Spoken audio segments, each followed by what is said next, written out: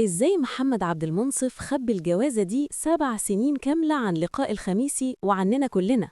النهاردة السوشيال ميديا مقلوبة بعد ما الفنانة إيمان الزيدي فجرت قنبلة وأعلنت طلاقها الرسمي من الحارس الشهير أوسة.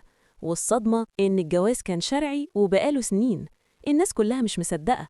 إيمان الزيدي اللي عرفناها في مسلسل رقم مجهول وفيلم طلق صناعي كتبت بوست مقتضب جدا وقالت: أعلن انفصالي عن زوجي محمد عبد المنصف بعد زواج دام أكتر من 7 سنوات.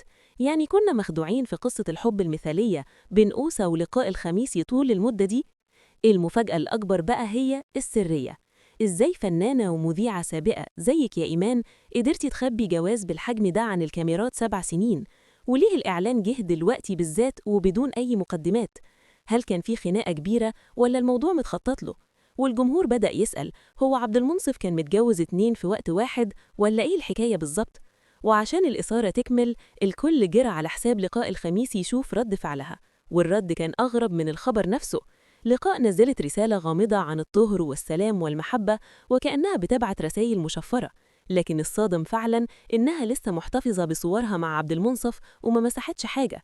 يا ترى إحنا قدام أزمة هتفكك العيلة ولا لقاء كانت عارفة وموافقة؟ شاركونا في التعليقات.